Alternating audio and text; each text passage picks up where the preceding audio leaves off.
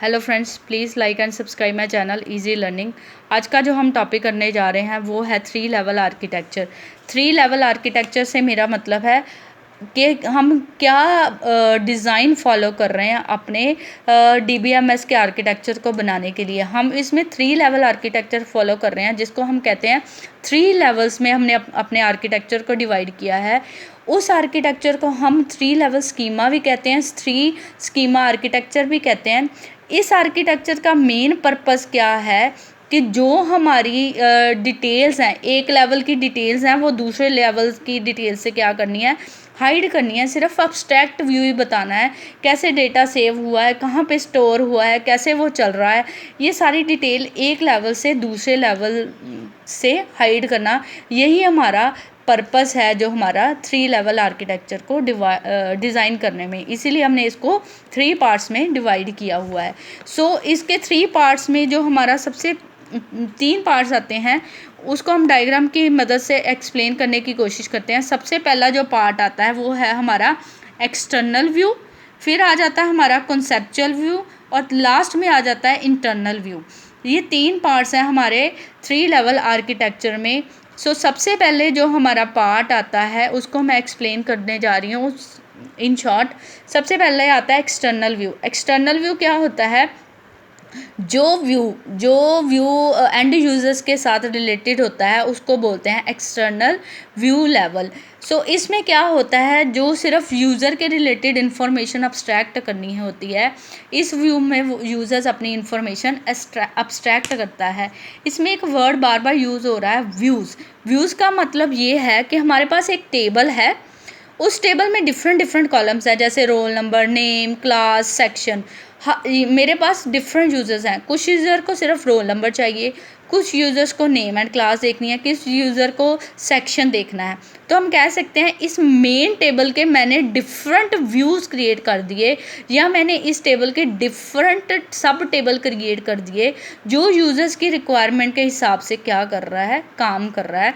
तो external view जो हो गया हमारा यूज़र्स के साथ रिलेट करता है।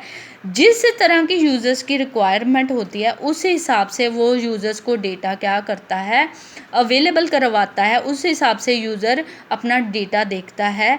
ये एक्सटर्नल व्यू कर क्या रहा है, सिर्फ यूज़र्स को टेबल दिखा रहा है, उसको सिर्फ उसकी रिक्वायरमेंट के हिसाब से कॉलम्स दिखा रहा है, रोज़ दिखा रहा है, उसको उसकी टेक्निकल डिटेल्स नहीं बता रहा, वो कहाँ पे सेव हुआ है, कैसे सेव हुआ है, कैसे डेटा आ रहा है। एक्सटर्नल व्यू लेवल क्या कर रहा है, जो टेक्निकल डिटेल्स हैं वो यूज़र से क्या करता है, हाइड करता है, छुपाता है। एक्सटर्नल व्यू किससे रिलेट हो गया हमारा, व्यूज़ के साथ। व्यूज़ मीन टेबल्स के सब पार्ट्स के साथ।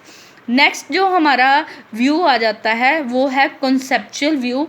कॉन्सेप्चुअल व्यू को हम लॉजिकल व्यू भी कहते हैं। कॉन्सेप्चुअल व्यू किस में डील करता है कि क्या हमारे टेबल्स हैं। कॉन्सेप्चुअल व्यू में इंफॉर्मेशन होती क्या है, कौन से हमारे टेबल्स हैं, हर टेबल का क्या नाम है, उसके कितने एट्रीब्यूट्स हैं, क्या उसके column, attribute means column names है, कौन सा टेबल किसके साथ रिलेशनशिप रखता है।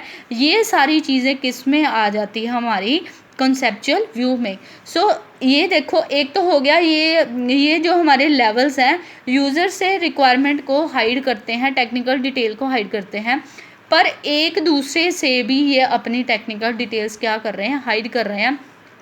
हर एक व्यू अपनी लिमिट में काम कर रहा है, अपनी बाउंड्रीज में काम कर रहा है।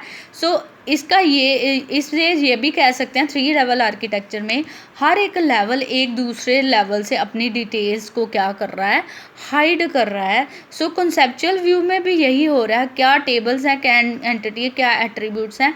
ये सारा बेसिक जो कंसर्न है ये किस लेवल में आ जाता है, हमारा कॉन्सेप्चुअल व्यू में। अगर मैं डायग्राम में देखूँ तो मैं कह सकती हूँ कॉन्सेप्चुअल किससे रिलेटेड है, रिलेशन से। रिलेशंस को हम क्या कह देते हैं, टेबल्स भी कह देते हैं।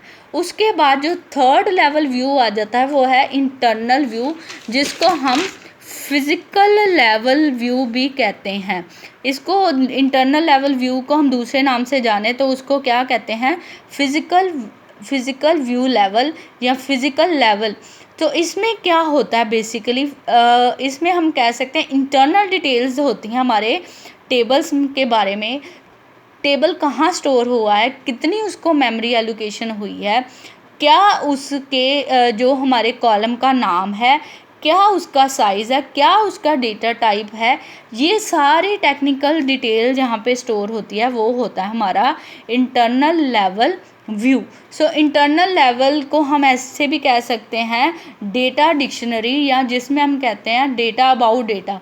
जो हमारा डेटा है उसके ऊपर भी हम उसकी इंफॉर्मेशन को यूज़ कर रहे हैं। सो इसको कहते हैं इंटरनल लेवल व्यू।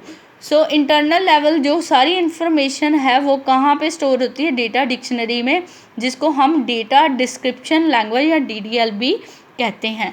सो ये हमारा हो गया 3 लेवल आर्किटेक्चर, जिसको हम 3 पार्ट्स में डिवाइड करते हैं।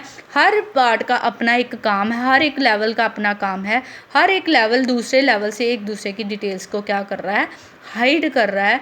सो I hope you like my topic. Please like and subscribe my channel Easy Learning. Thank you very much.